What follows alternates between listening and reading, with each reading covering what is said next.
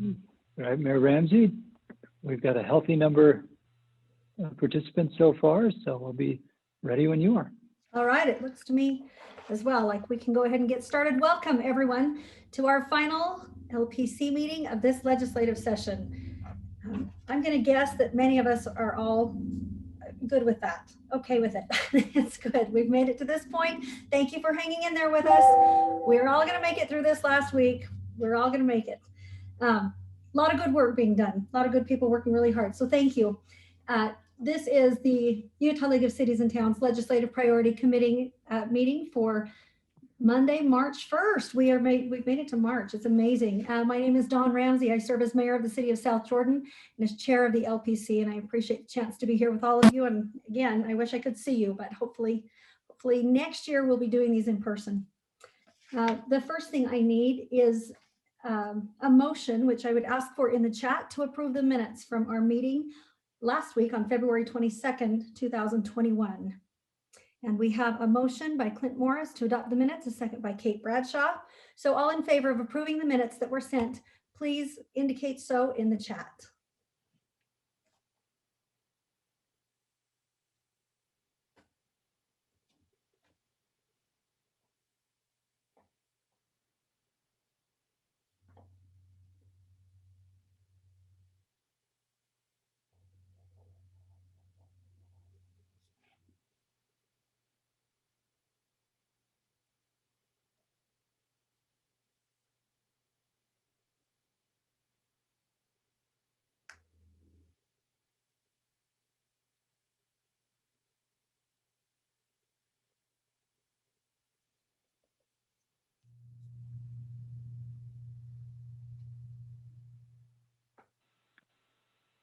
Roger, I think we're good on ayes. Based on past, I don't have a number, but based on past, I think we're there. Okay, we appreciate that. And those minutes are approved. Thank you to all of you. Okay, Carson, can we turn it over to you and just have you give us a quick reminder about how voting is going to run down? Thanks, Mayor Ramsey. Before we do that, Carson, before we do that, can you just go back to the first slide? There are a couple people who commented on it, so I have to be a proud dad for a second. So many of you were at LPC 3 years ago when my wife went into labor, and I was not there as Annalise was born during the session. She's now 3 and has been keeping a daily paper chain of the session. So this was yesterday, and she's probably, I know we're all excited for the session to be over, but I can assure you she is the most excited of all of us for the session to be over. So thank you for everybody for your work and efforts behind the scenes. The finish line is in sight. We've got 4.5 more business days, and then we can all breathe a sigh of relief and reconnect with friends and family, including Annalise. So thanks for humoring me. Carson, you can take it away. Thanks, Cam. So just since we have a number of time-sensitive items to discuss today, we're going to be doing the voting registration towards the end of the meeting. So if you have motions that you'd like to make, please hold those until the end of the meeting. We'll do the voting registration at that time, and then we'll ratify the staff recommendations. So we won't ask you to join the link quite yet, but just please keep an eye out for that at the end and hold on to your motions.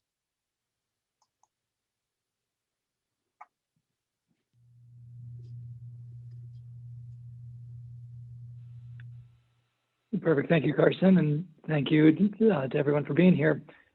We've got the policy prism and our pillars that we look at every bill through. And what's neat is more and more legislators actually bring these up as we talk to them because they're hearing it with greater frequency. So, you know, as you engage with legislators, please continue to use the prism and the pillars. Carson, is there anything else you need on voting logistics before we jump into the topics?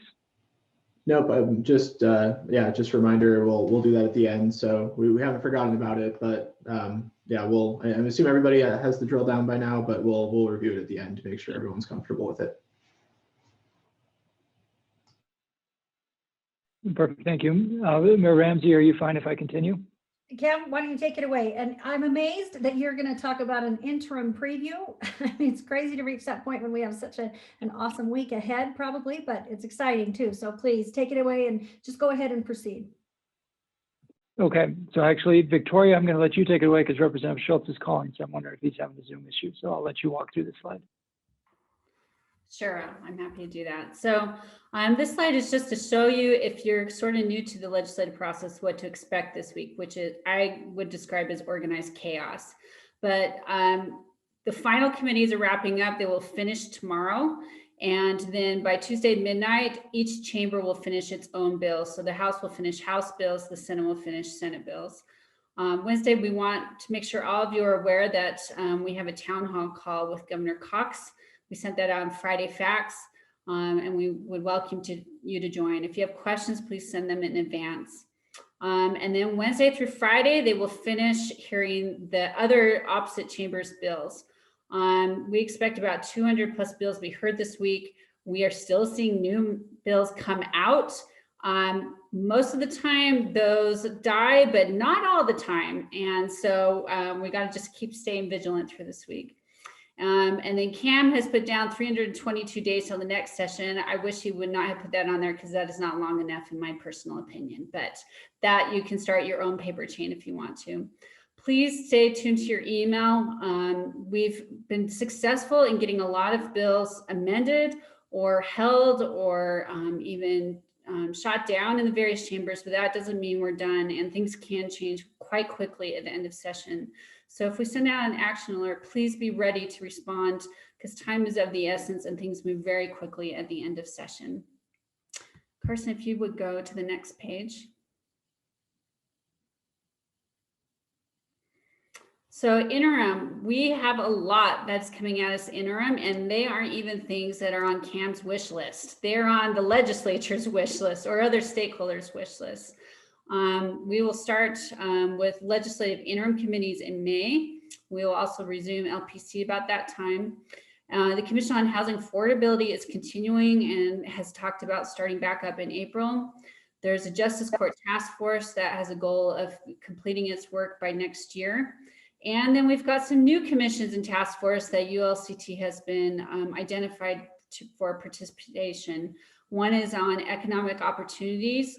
We also have community and police relations. That's Love, Listen, Lead will continue.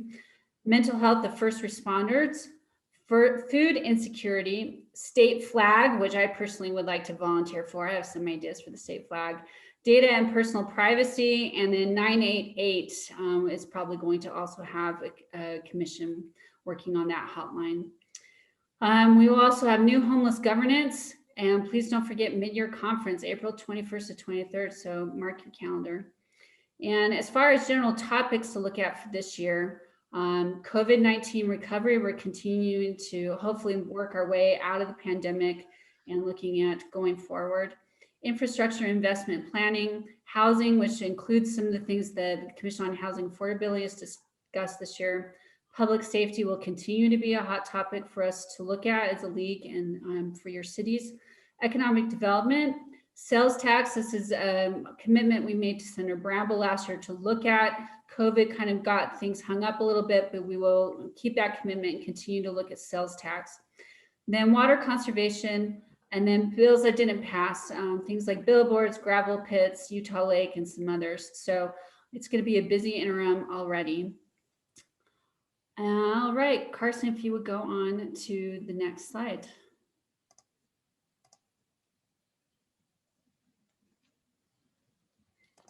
And Cam, if you're ready, I'll hand it over. Victoria, I'm back. So no rest for the weary, as you see from that interim list. That's just a partial list of what we're already anticipating this upcoming interim. So goal number 1 is to survive the next 4.5 days. And then goal number 2 will be to survive the subsequent 322 days. Transportation, we told you back at the beginning of the session, was going to be a major issue, and Representative Mike Schultz is going to be joining us any minute. I'm checking to see if he's on yet. He just called me to confirm the link, so he'll be here any minute. He's going to present on House Bill 433. This bill has kind of a boring title, Amendments Related to Infrastructure Funding. Really what it should say is House Bill 433, Historic Investment in Infrastructure, because that's really what Representative Schultz and many state leaders are contemplating this final week of the session around infrastructure investment. while we wait for him, let's advance to the next slide, because I think it's important to refresh your memories from the February 1st LPC. It was only a month ago, but might as well have been a decade ago in light of what February brought us. The League Board of Directors met at the end of January and adopted these principles, which then the LPC endorsed. These principles were around infrastructure investment. So investing in infrastructure being first and foremost, but then supporting multimodal options, utilizing the prioritization process that currently exists with the Transportation Investment Fund, with the Wasatch Front Regional Council, Mountain Line Association of Governments, and the other MPOs through Wasatch Choice and Unified Plan, and then be fiscally prudent. The board, and by extension the LPC, did not take a position on to bond or not to bond, or some of the specifics, but these general principles are what you wanted us to evaluate any infrastructure bills through as we got into the session. As House Bill 433 appeared last week, our good friends at Wasatch Front Regional Council put together an excellent summary that I'm going to put my team on the spot and see if you can can you move to the next slide? Because the next slide has the highlights, and then it had the link. Yep, so can you just drop that link into the chat box for folks? We can go back a slide too. Yay, there we go. The Wasatch Front Regional Council summary is excellent. And because it was a joint letter from the League and the Association of Counties and the MPOs, WFRC has done a nice job of taking the principles that you adopted and analyzed House Bill 433 through those principles. When Representative Schultz joins us, he'll walk you through the specifics of the bill. We've tried to just give you the high level perspective here. And the negotiations between the House, Senate, and Governor are proceeding even as we speak. This bill, if it moves forward, has to pass the House of Representatives by tomorrow. And then the Senate's working on their proposal and the Governor's office is working on their proposal. And the intersection of those three bills, I think, will be the main storyline of the final 4.5 days. Speaking of which, I believe Representative Schultz has now joined us, so I can see you. Carson, you can close our screen and allow him to share his screen. Representative Schultz, I'll take a moment just to introduce you. So first, can you hear me? I can hear you. Thank you, Cameron. We're going to work on pulling my screen Excellent. up. Is that okay? So I can show some slides? Yep, absolutely. So as you do that, let me give you a formal introduction. So Representative Schultz is the majority whip in the House of Representatives, but he has a more important title than that. In my mind, he is Mr. Infrastructure in the House of Representatives. And I say that because we bonded during the summer of 2017 on the Transportation Task Force. It was the modernization task force that led to the reform of the Utah Transit Authority, the modernization of UDOT's prioritization process. Really, that bill was the game changer that I think has set the stage for the conversation that we're about to have today. So Representative Schultz, I told people that I think you need to rename your bill from its current boring title to something like Historic Investment in Infrastructure to really get across the magnitude of what you're trying to accomplish. One last thing I'll point out, because it showed up here in the chat room, is what's the League's position on projects that aren't being proposed in funding. The League does not take positions on specific projects. We take positions based on those principles that I articulated earlier that the board and the LPC adopted a few weeks ago. If you have questions for Representative Schultz, please put them in the chat room, and if he has time, Mayor Ramsey and I can bring them up with him either during the meeting or I can follow up with him later. So with that, Representative Schultz, the time is yours. Hey, absolutely. Thank you, Cameron. I appreciate the opportunity to be able to talk with the League and you guys about HB 433. And it is a big deal. It'll be the largest investment in the state's history in infrastructure. We're lucky right now, Cameron, because we've got so much one-time money available and if we couple that with a bond, we can get a lot of these projects that are really needed all across the state. And that's what HB 433 is meant to do, is to be able to touch every corner of the state and I think it's important that I mentioned that these two lists, and we'll get to the list here in just a minute, and you can see the projects that we're proposing get funded. But it's important that they work together through the bond as well as through the cash. So we're proposing that we're taking close to $900 million worth of cash of the one-time money the state has available and putting towards infrastructure through my bill. And so just a couple things that I really wanted to hit on that I think is important. I've really tried to work hard to make this multimodal. And so it does, it is multimodal. It not only does it do roads, but it does transit, as well as active transportation. So it hits all modes of travel, which is super important. And I think one of the things that's probably more important is that for the most part, it follows the existing prioritization process that's been done through MPOs, which is WFRC and MAG mostly. There's a couple other MPOs that participate, and those, as you guys are aware, the MPOs, WFRC, MAG, and the others are made up of local governments. So it takes that as well as combined with UDOT and makes recommendations to the Transportation Commission, who ultimately prioritizes these projects. And so all the current money that we have earmarked through TIF, the Transportation Investment Fund, is stays true to that process. And that's important because that does, as I mentioned, it follows the prioritization process that allows local governments through the MPOs to have a voice in the projects that are funded with our transportation dollars. And so we'll go through this. So the first graph I'd just like to show really quick is, we can still even add a $1.4 billion bond to the state's debt load, and we'll still have less debt, total indebtedness in the state, even adding that, because we'll spread it out over a 4-year period. And so that's what this graph is meant to do. If you look at the red line on that graph, that shows that.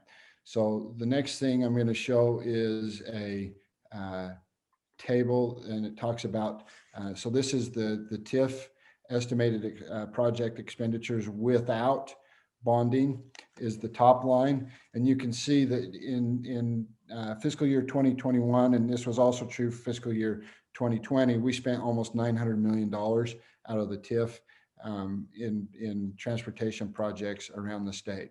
That's about to dive off significantly, and this is concerning to me and many others, dropping down to almost, in fiscal year 2023 and 2024, we dropped down to almost half of what we were spending on transportation in the TIF fund. And so, you think about any budget that you have volatility, ups and downs is not good. And so this levels it out. So if you look at the next line down, you can see how with a $1.15 billion bond and $656 million in cash, you can see how that would level that out so that we're not seeing these peaks and valleys. And I think stability is really important on that. And so we'll go to the next slide. That's the bonding priorities.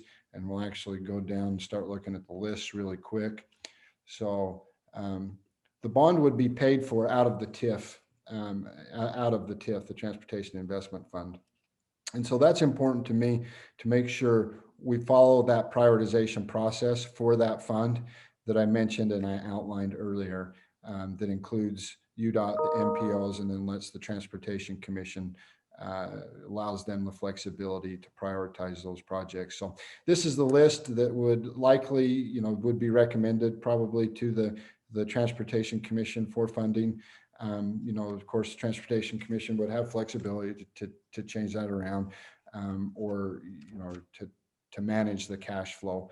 But that's what is anticipated would likely, how that would likely go. And that's important that we follow that process, because if we're using TIF dollars to do projects, if we take projects from the bottom and move them up, then that pushes these priorities down, and that's a problem. We don't want to do that. So the next one is would be the bond to do the the strategic double tracking from Provo to Ogden on Front Runner, Mid-Valley Bus Rapid Transit, start the Point of the Valley or Point of the Mountain Transit environmental study, and then a bridge out of the rail restricted account that was paid for last year in Brigham City. So that's how that would look. So now let's look at the cash funding. So this is where we do, because as I mentioned, it takes and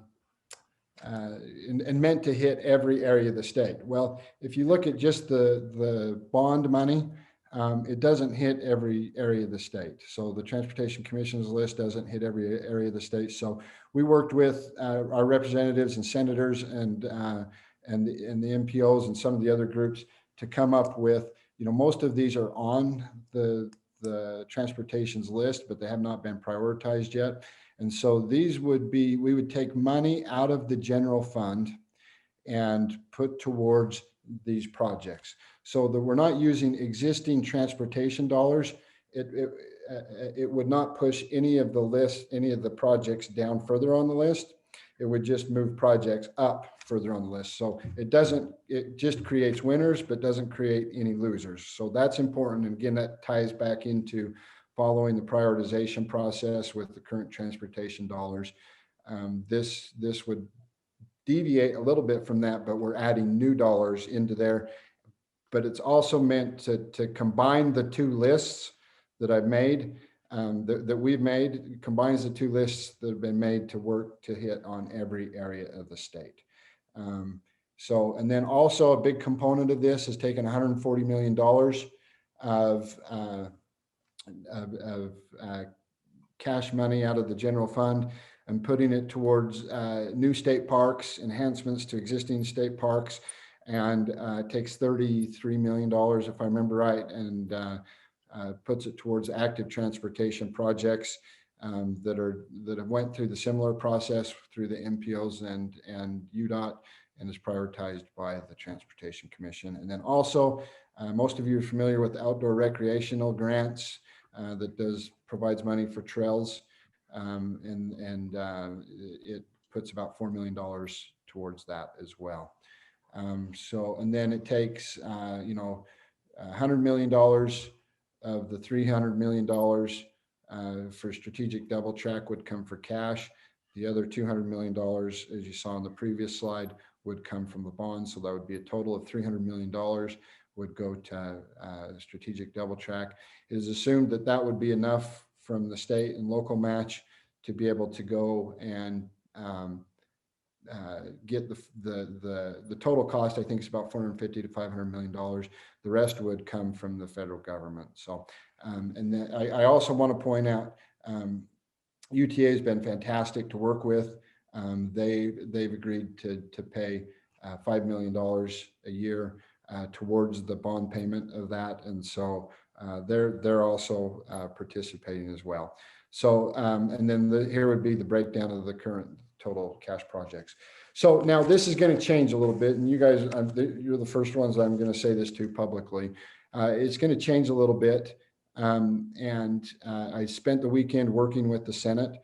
We've came up with a plan working with UDOT and how they can manage money to actually reduce the bond significantly, and but still get all the projects done on the list that we've shared. And in fact, the idea is, I think, take some additional of the one-time money that the state has available, put it towards these projects, and there'll probably be a few more projects added on, but we're working through those things right now with the Senate.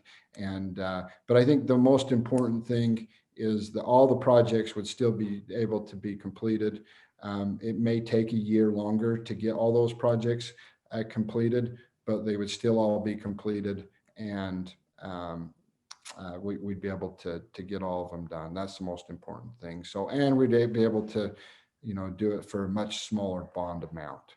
So I think, I think we came up with some good things working with the Senate last night, And I think we're headed in the right direction. So with that, Cam, I've got a few minutes. If you want me to answer any questions, I'm happy to, or any thoughts. Feedback is greatly appreciated as well. Perfect. Well, thank you, Representative, for the time. Mayor Ramsey, there are a handful of questions that have come to us as panelists. Let me ask one first, Mayor, and then we can look for any other questions. How much more time do you have, Representative? I got a few minutes, you betcha. Go ahead. Okay. So the first question is, what are you looking for from the nearly 200 people on this call, mayors and council members and city staff from across the state? Yeah, absolutely. So I think, again, I think hopefully this is something that the league and your cities and towns could support. I think, we've really tried to work close with Cameron and the MPOs to come up with something that they feel fits the current model. I don't think that that's always been done in previous infrastructure spending bills or previous bonds. And so I think it's important that, if we can get support from you guys reaching out to your members or to your legislators that represent you would be fantastic, both in the House and the Senate. Yeah. Perfect. That's really the big ask of the city officials on the call here, is to help legislators know that there is support on the ground for this type of historic investment.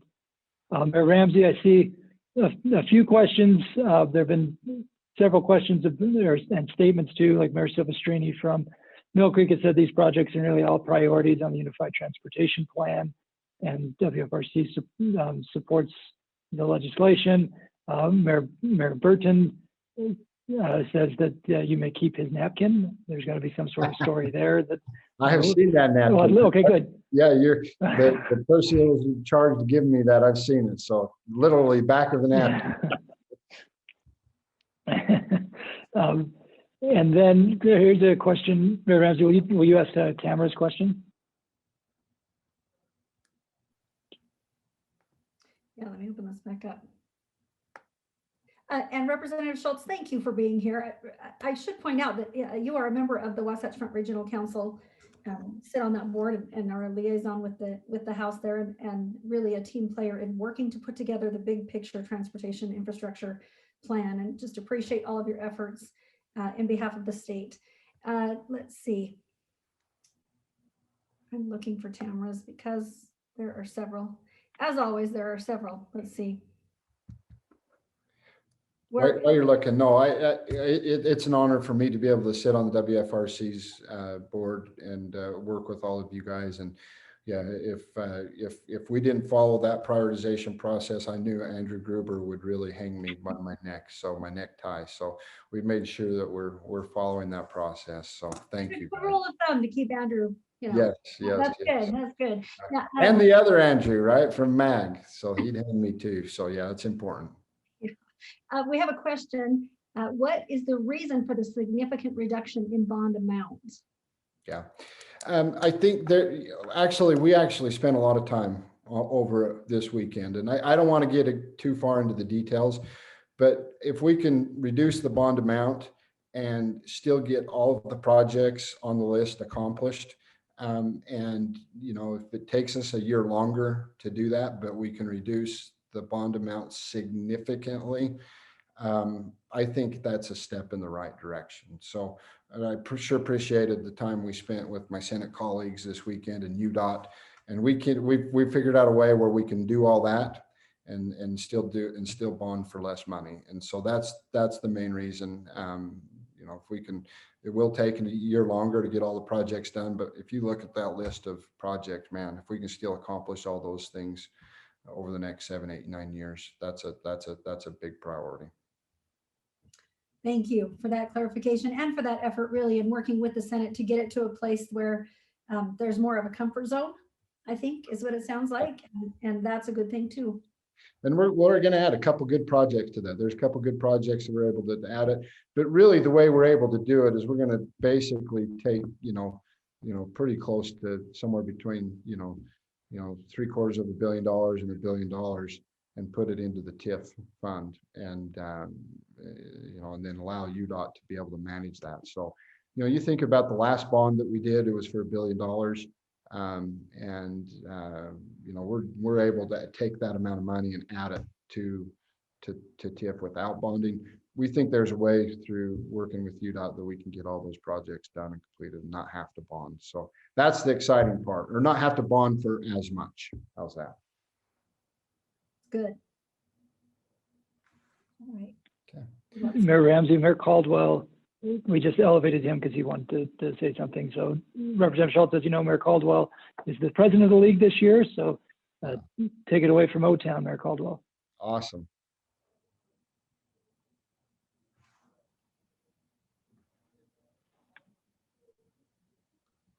And they've set him up to Am I fail. on? Mayor Caldwell, you there?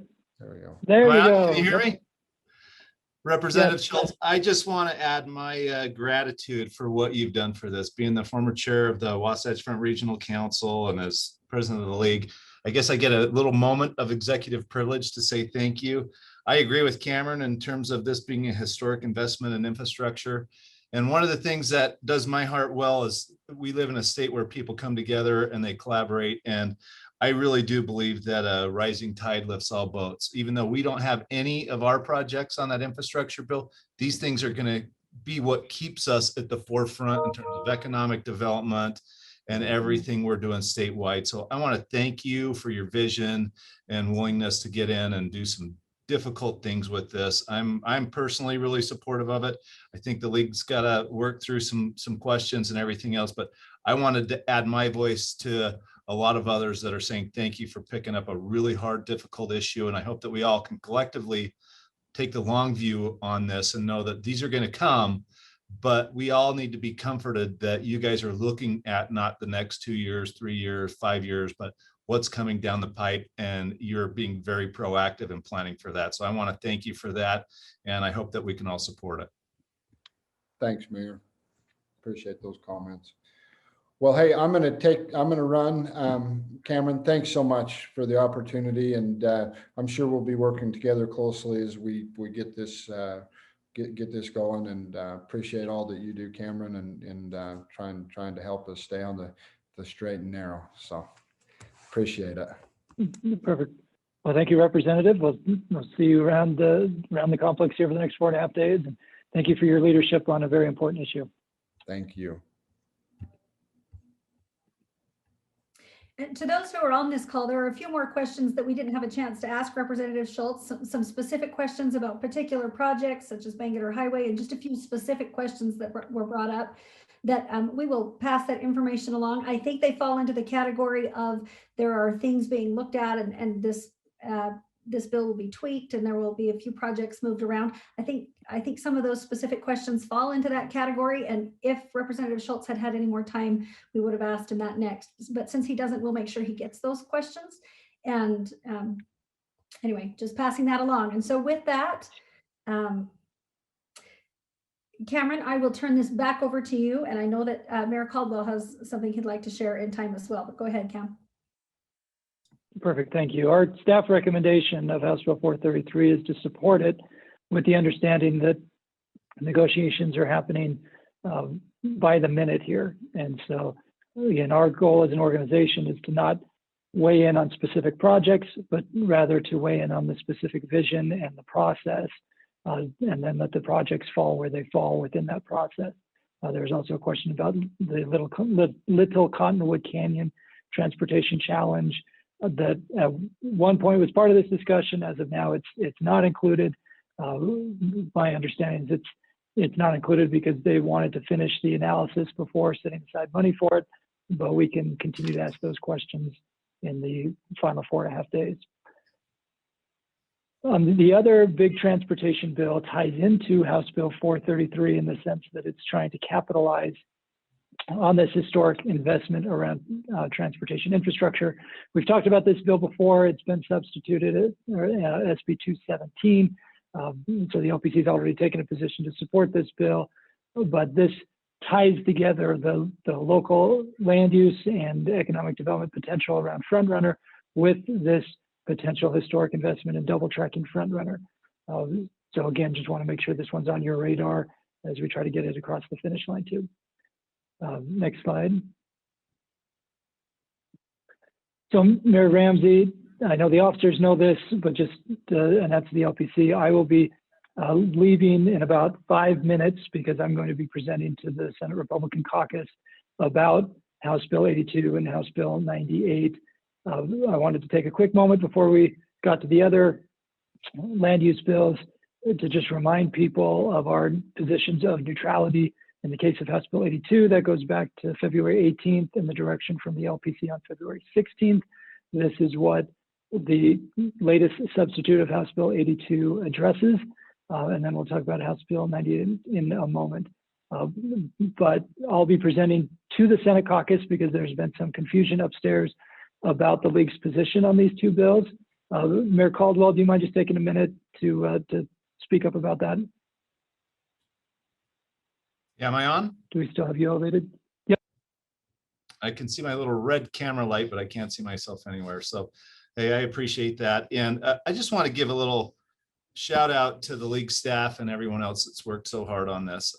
One of the things that's come up is we had 20+ preemption bills against cities this year, and we've really worked hard. I would say 100+ hours with the league staff and the executive board and other people trying to find a middle ground that we could come to. And I think that we did that. This has been a topic of almost every LPC we've had in the last little while. As you see what we've worked on, it's way better and more palatable than where we started. And I'm a little nervous about some of the unintended consequences in this last week if we all kind of turn into militias instead of standing behind what we had come to as a league policy committee.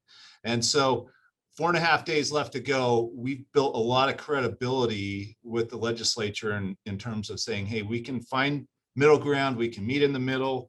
We hold true to our pillars of respect, collaboration, and outcomes.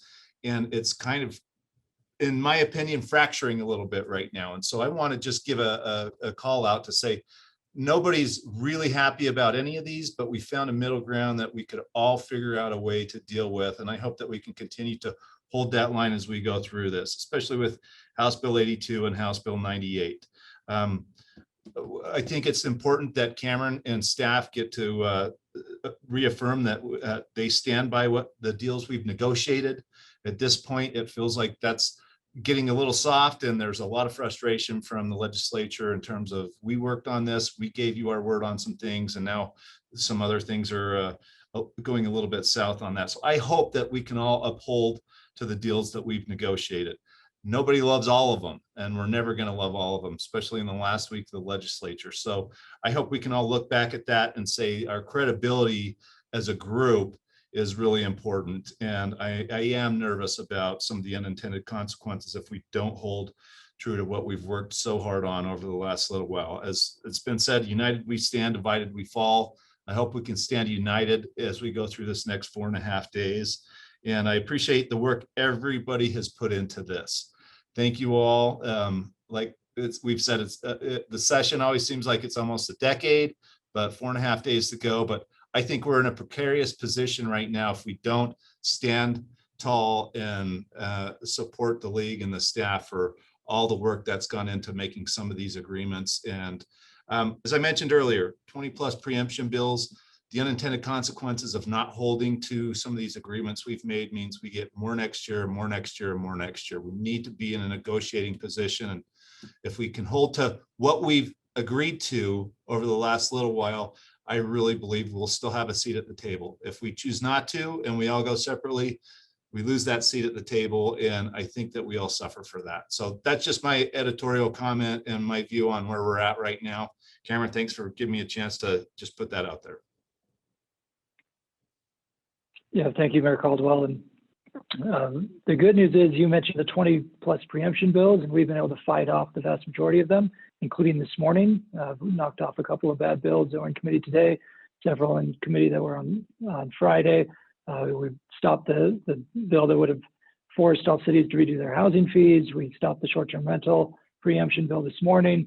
And then billboards last week was a huge success, holding off a bill to preempt local governments over our land use of billboards. So thank you to everybody for speaking up and making a difference on those bills. And so thank you for your comments on 82 and 98. So this is a reminder of where we're at with 82. You can advance the next slide to give a reminder of where things ended up with 98. Victoria, I'll turn it over to you. I'll still be on my phone as I head up to the Senate, and then I'll step off while I present, and then I'll try to come back onto the LPC when I wrap up. If for some reason it goes long and I'm unable to get back, Mayor Ramsey, let me point personal privilege here. I just want to thank the league officers and the league staff, including our phenomenal policy fellow, Spencer Colley, has been doing a lot of great work behind the scenes. But Victoria, Wayne, Carson, Roger, and John Park have been phenomenal under very difficult circumstances. And thank you to the officers, the board, and for all of you for your participation during an unprecedented session that I hope we'll never have to repeat again. A lot of work to do in the interim, but all in all, I feel much better about the session today than I did 6 weeks ago, and that's a tribute to everyone. So I'll still be listening as I turn it over to Victoria. Thank you, Cameron. Appreciate all your efforts. Good luck at the Senate. And thank you, Victoria. We will turn to you now to keep some of these updates going. Appreciate your help. Thank you, Mayor. So in this slide, we want to highlight what has progressed, changed since we had LPC last Monday. As you may remember, the substitute to HB 98 was not yet public, but we walked through what we expected in it and then took your concerns, and those concerns are listed up there at the top. And then we wanted to highlight what was addressed in the substitute to address these concerns. We got language in about fencing just to clarify how that works in the bill. We increased the minimum square footage from 400 to 1,000 square feet in the design elements. We also got some language in there. And when I say we, I primarily mean Gary Crane, who has worked tirelessly on this bill. On historic district exemptions, Representative Ray introduced his own some language to address concerns about conflict of interest for those inspectors. And so the bill now says that they have to be independent third-party licensed inspectors. And exterior cladding was the one that remains. The language did not change in the substitute. As a reminder, the exterior cladding language says type or style of the exterior cladding. And yes, to Shannon Ellsworth's question, this is just for single family homes and 1 or 2 family townhomes. This does not reach into commercial or other projects. All right, Carson, if you would go on to the next slide. SB 164, we also discussed this. This is the bill that sort of came out of the Commission on Housing Affordability, although it came very late in the session. The Commission had a meeting on Friday about this bill, and Senator Andrigg has created a substitute. And so this slide should illustrate for you what is left in the bill and what was taken out, which is everything that's crossed out there. So it would still have the pilot program for workforce employees, the rental assistance and mediation landlord program, pre-development grants for rural communities, and the limited gap funding for eviction proceedings.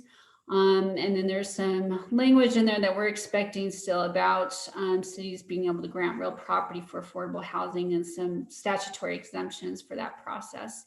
The bill we're also expecting will add to the SB 34 menu items and increase that from 3 to 4 and then 4 to 5 if you're in the transit count. So we wanted to give you an update on what we're expecting in that bill. And as we mentioned earlier, the Commission will continue meeting next year. We expect them to be talking about inclusionary zoning and some of the things that were not included in the final bill this year. Carson, if you would proceed to the next slide. Short-term rentals, fortunately, I can quickly and shortly address this. This bill we brought to you last week, but it died in committee this morning. And so it's our understanding that there will be more discussion about short-term rentals. As many of you know, they are exacerbating our affordable housing issues in some cases, but Senator Andrigg will not be proceeding forward with this bill this year. HB 409, I just wanted to highlight, this is the land use task force bill for this year. We talked a lot about this during interim, so I'll go through this quickly. This is Representative Waldrop. It will require planning commissioners in SB 34 cities to do an annual land use training And if you're a new planning commissioner, you have to take 1 hour of that training before you can actually vote in your first planning commission meeting. The standards for conditional use permits must be objective, so that will be added to statute. And then we had some concerns from the building community that cities would grant that, for example, a subdivision that was vested in its land use regulations, but maybe not completed really quickly, will come back for a phase 2 and ask for a building permit. And a city would then use that request for a building permit to go back and change the land use regulations that the development was subject to, and not recognizing that that subdivision was vested. So there's language in there to try and tackle that issue. There's also language, last year there were changes in land use task force bill on parcel boundary adjustment and lot line adjustments. And there's language in there to try and clarify how all of these work together and with the subdivision process. There's also language in there, there's been some case law lately on development agreements and contract zoning. And so there's going to be provisions in there defining development agreements and the appropriate use of them. And there's also some provisions about low impact development and street width. And then we worked with the local districts to provide some clarity on how subdivision amendments can impact their easements or when a municipality vacates a public street. And then there's clarification on appeal of the land use decision to define and put in code substantial evidence, which is the current case law. Then I have a question from Paul Larson. If the developer amends the plat within 10 years, which is common, will the vesting go away?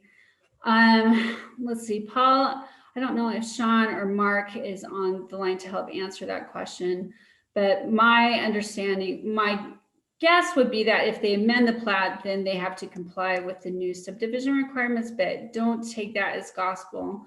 Maybe if Mark or Sean or some of the others who help work on this bill can pipe in on that, that would be helpful.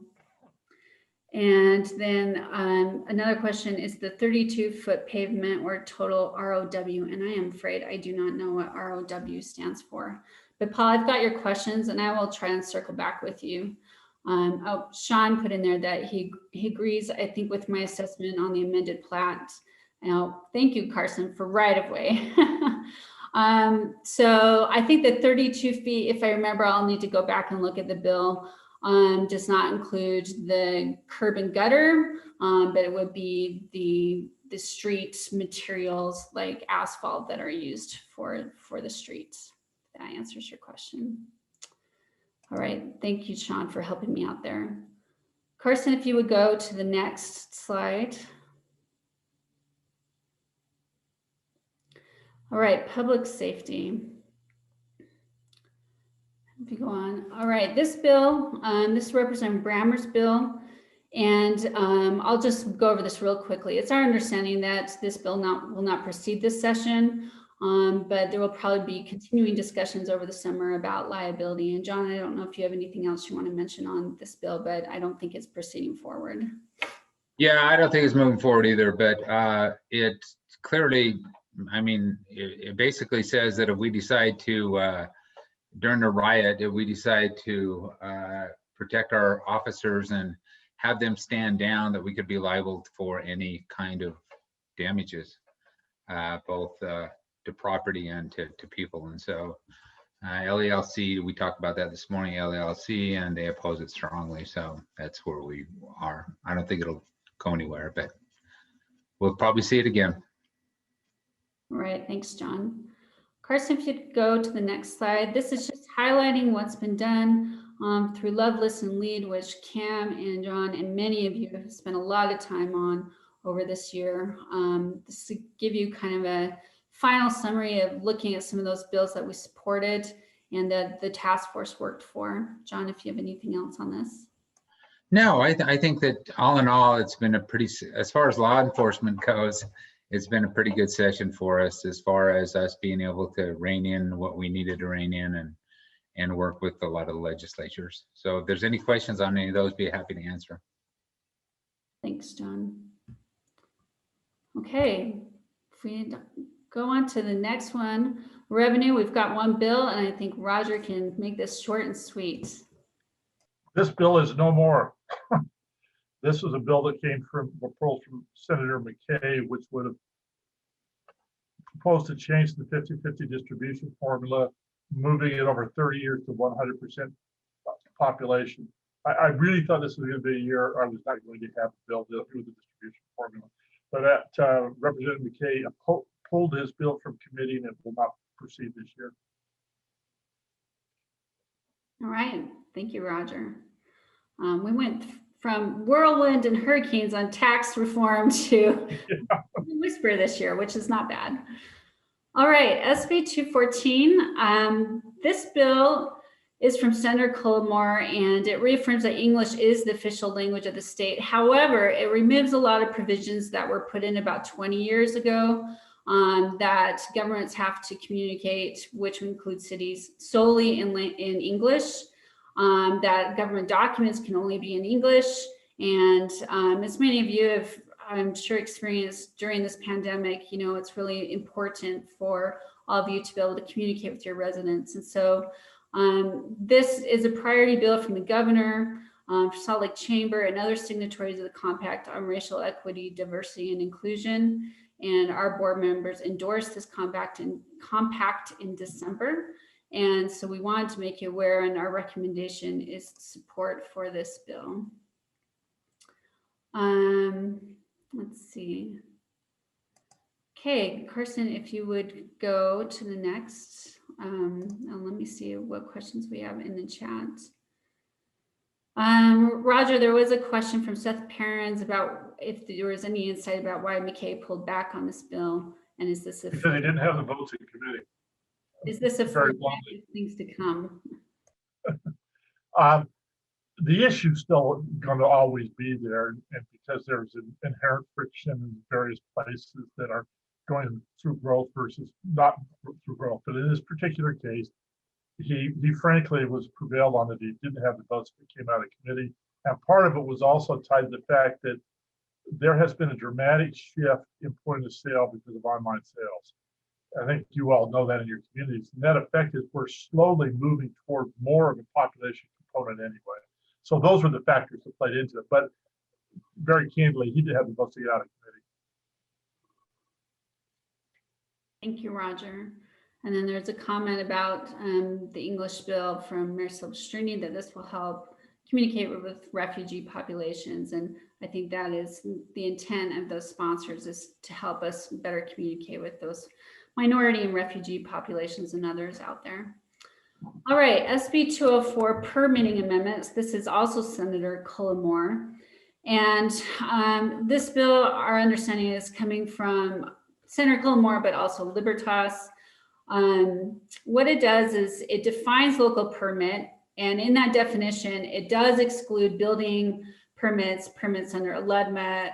The substitute also says that a contract is not a permit. It excludes some permits from airport operators and those that a city issues on behalf of the state. But everything else that is a permit would be in the scope of this bill. And it says that the municipality must approve or deny the permit within 30 days. Although if that permit also requires state or federal approval, then the city has 60 days. It does give an extension period of another 30 days if written notice is given. But if the permit is not approved by the city within that timeline, it is deemed approved under this bill. The permit applicant must, so when a city creates this sort of permit application, the application for the permit must include clear and unambiguous language stating the criteria the municipality will use for the approval. And the municipality must also create an appeal process. Our recommendation on this is opposed. We don't know how much this will impact. We've heard from some cities that their permits are almost always issued within 30 days, that they already have an approval, an appeal process created. But in part because of the preemption, we are recommending oppose. Carson, if you go to the next slide. If you do have concerns about this, we've included some talking points in the presentation, and we put the link in earlier in the chat. You're welcome to reach out to your legislators. We think this bill has potentially some legs. So if you want to reach out or let us know if you have concerns about it, please let us reach out. But you can also take these talking points to your senators and representatives. Okay, SB 243, political subdivision amendments. This is Senator Stevenson. This bill came out on Friday, I believe, and then was in committee this morning where it passed out. There are a lot of provisions in this bill, but what you should understand is it applies to the Inland Port Authority, MIDA, and Point of the Mountain Authority. And what it does is it creates these loan committees within each of those entities, and then a loan structure where the state can loan the city, or I'm sorry, loan the entity, which would be the port, MIDA, or the Point of the Mountain, money for various infrastructure projects. And the language of the bill says that some of those projects could be outside of the project area. And then the projects that would be done through this loan would be paid back by city increments. Our concerns have been that this city increment should be used for projects within the city, and furthermore, that cities should have a seat at the table to look at what projects might be used using that city tax increment as a security for the money loaned for the infrastructure projects. Since this bill came out, I had heard from Paul Morris, who is the executive director of MIDA. He has told me that there already is statutory language in place that requires that city tax increment money be used within the city, even if it's being used by MIDA or one of these other authorities. I've asked him to send me that language so we can double check on that. But we are still encouraging Senator Stevenson to include city officials on these loan committees, since they potentially will be approving infrastructure that could impact those cities. Even if it's paid for by the state, long-term, it could be the responsibility of the city. So stay tuned. We're trying to get those amendments in and working with Senator Stevenson.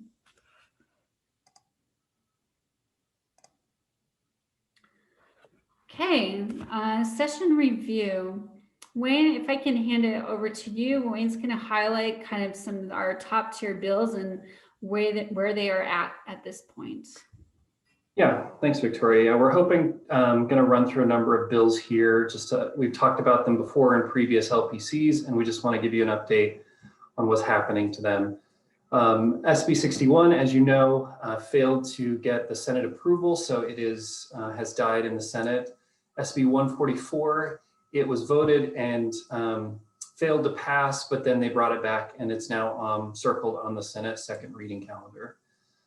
HB 401, this bill would have required for all cities and towns to track the fees that they collect through your land use in a separate account and a separate ledger, and then report on an annual basis. That was held in committee last week.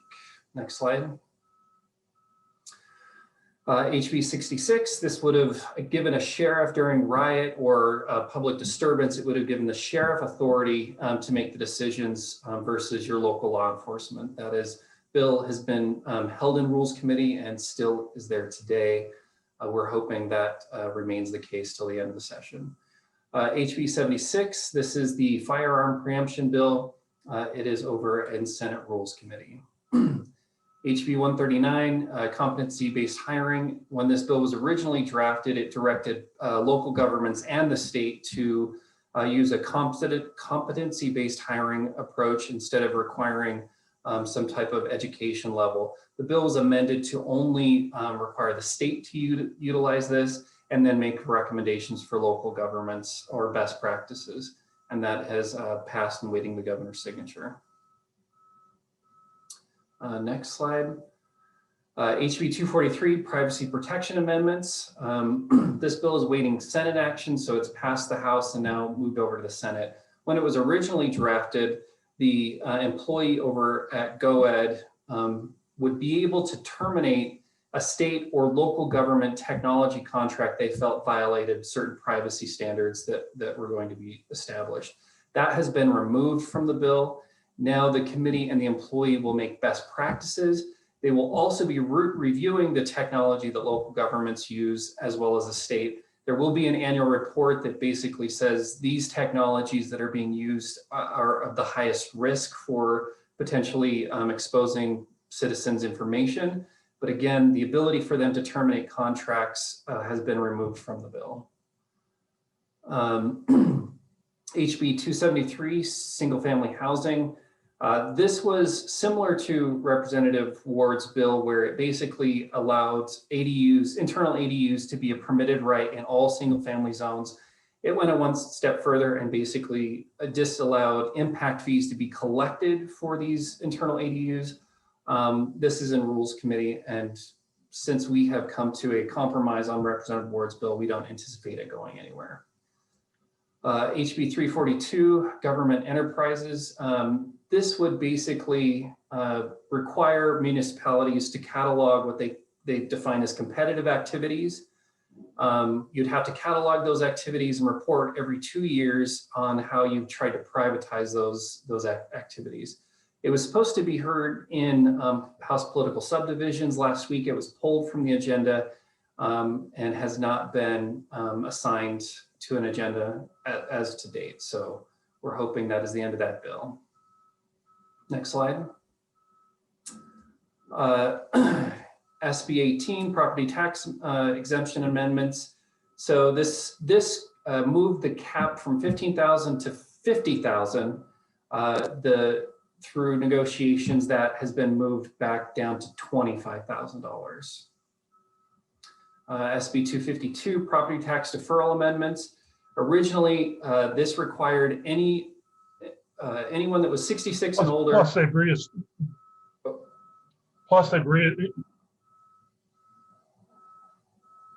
Sorry, Roger, I think you're frozen. Do you want to say that again?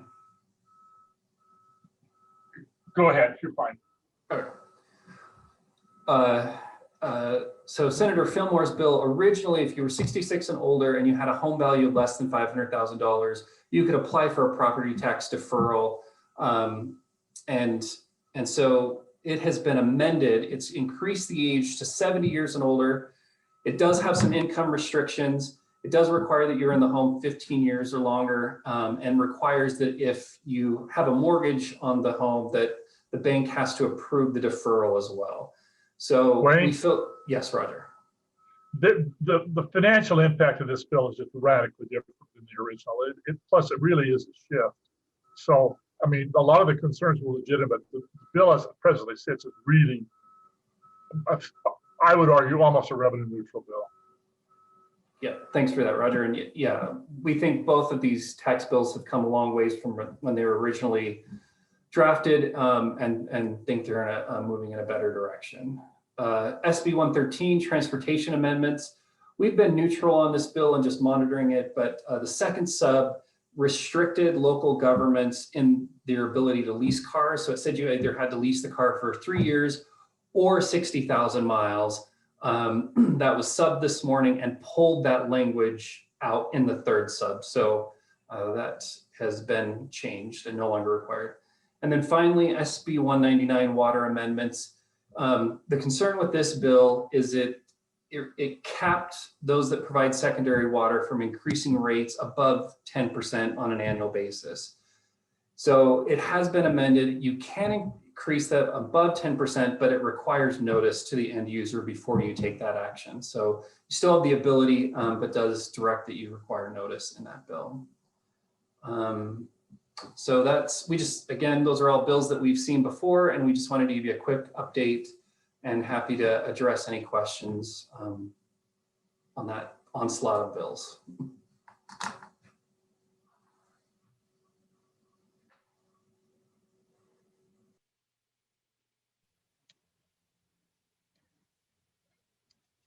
Okay, next slide.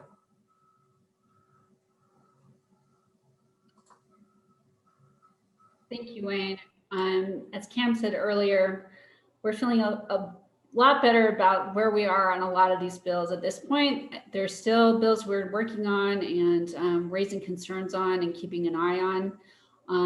But we feel that there's been a lot of good progress on a lot of these tricky bills over the last week.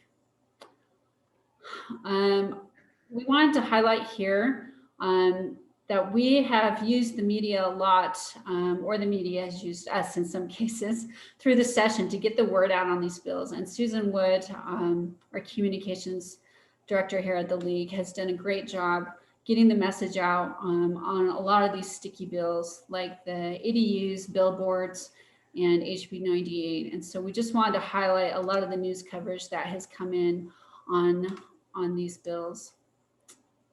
All right, next slide.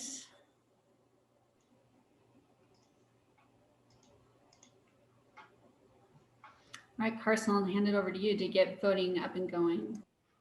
Thanks, Victoria. As promised, we'll be getting to the action part of the meeting now. I'll drop the voting link in the chat box.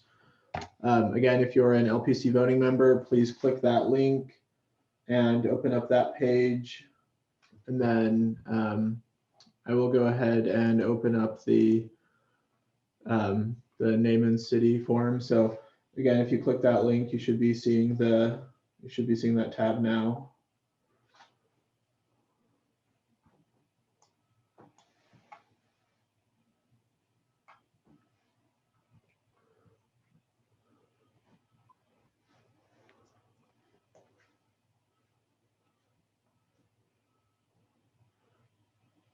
While we're waiting for folks to register, it looks like we had a question come in the chat box. 2 questions come in the chat box. If somebody wants to take those. So first question I can take, it's from Matt. He asked, once you pass the 10% threshold in a calendar year, will you just need, okay, sorry, I passed it. But if a city does multiple rate increases in a single year that exceeds 10% rather than one large rate increase. So you still can increase those.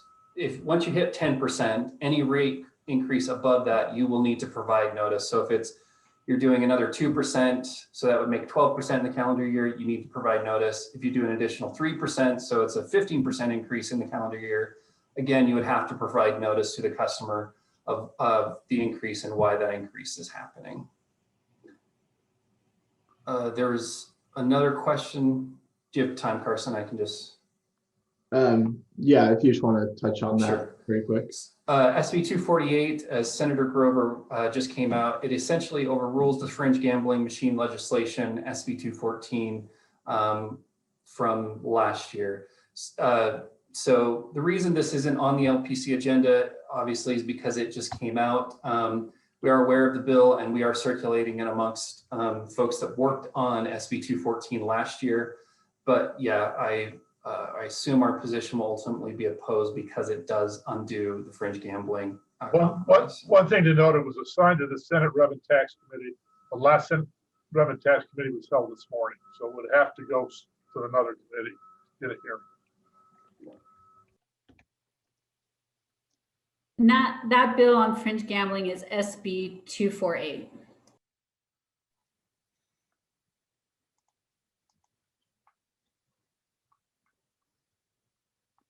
Okay, so we had SB 248 come up. Are there any other bills from our members that we need to highlight in this last week of this session?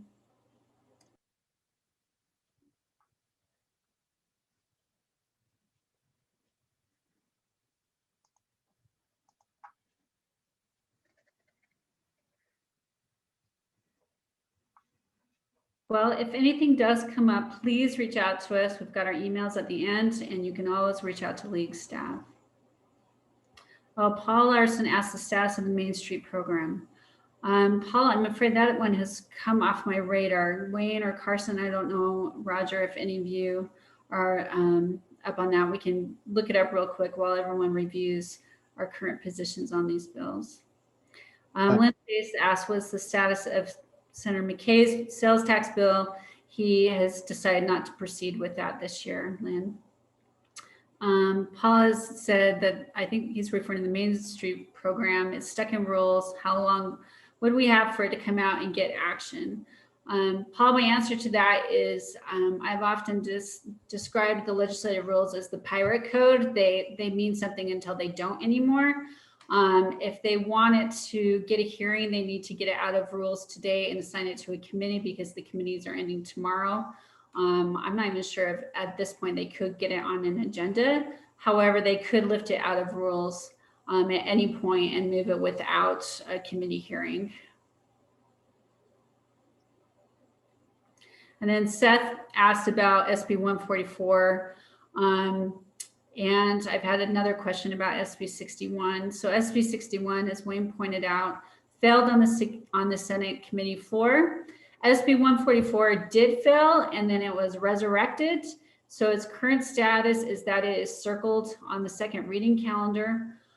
It's our understanding that there will be no more movement on either of these billboard bills this year.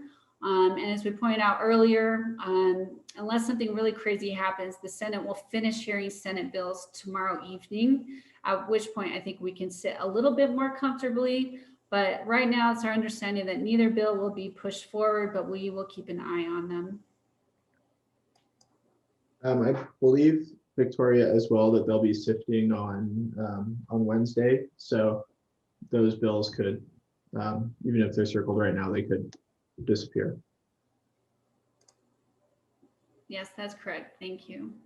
And then Ken Latham also, I think, just wanted to highlight HB 75 and HB 174, those bills.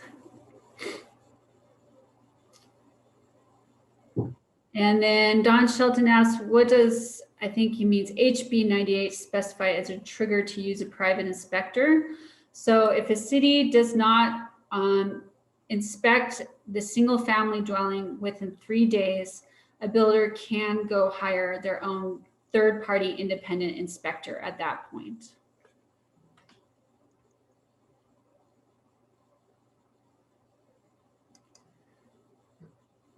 Okay, if there are not any more questions, these are the votes we've put up for ratification, and Mayor Ramsey, I'll hand it back over to you. Thank you, Victoria, and everyone, all of you who have gone through the rundown of all of these different bills and where we're at. We have a motion to approve and ratify the staff recommendation on the positions that are listed, and we have a second. So I would ask that you please vote. If you're a voting member, please use the voting software to vote, whether to approve or not. And just a point of clarity, per our bylaws, we need to have the vote pass with 60% in order to really pass.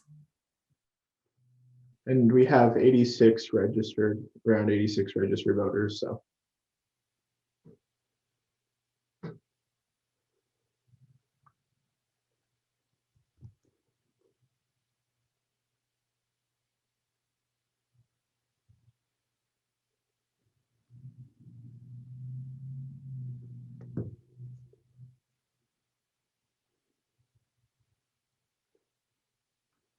We're at 80.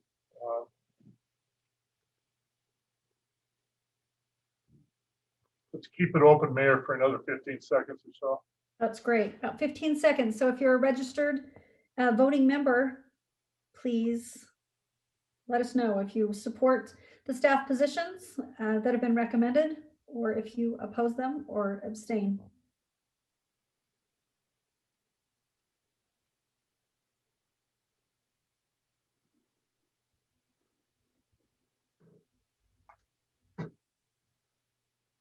Okay.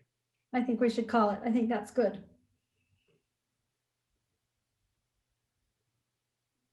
All right, it is closing right this moment. Okay, that passed with well more than 60%. All right, so those staff recommendations have been ratified. And real quick, before I call for a motion to adjourn, Victoria, or any of the staff, do you have anything else you want to say? Not other than thank you so much, Mayor Ramsey, for chairing these. I know during session they can get they can get kind of exciting sometimes. And in the virtual world, they have been exciting, and we've had really great participation. So thank you, Chair. Thank you. Thank you to all of you for participating. I long for the day, as you know, when I can see you all in person, but I look forward to being able to eat lunch during these meetings someday as well. It's not something you can do when we're doing it this way. Anyway, thank you to all of you for being part of the League Army, for your efforts and your service in behalf of the cities and towns that we have here in the great state of Utah. We appreciate your engagement with the League, and truly appreciate our staff and for everything that they have done. We really have come a great distance in the last 6 weeks from where things started, and it's been a lot of work on everyone's part, but the staff has really truly worked tirelessly. The officers have worked hard, the board, the LPC, and each of you, everybody that you work with. So your own respective councils and those who may not be part of LPC, please extend our appreciation to each of them in your next council meeting. Let them know how much we appreciate their engagement on our action alerts and their service to the cities and towns in the state of Utah. And with that, I will call for a motion to adjourn, and not be totally sad to have the very last unique meeting like this come to an end, because it's a challenge. This has been challenging, but I'm just grateful we've been able to complete this work, and look forward to seeing all of you and doing this in person when we can. We have motions and seconds. So that being the case, thank you. I'll say thank you, and I'm going to call this meeting adjourned, and wish everyone the luck over the next week and the best, and then hope you all get a nap when the session ends, especially the staff and just everyone working so hard. So thank you, and I hope to see you, some of you. I know not everyone will be traveling to St. George for mid-year. Some will join electronically, but there will be several of us who will be down in St. George, and I look forward to seeing as many of you as will be there. And until then, thanks for your efforts.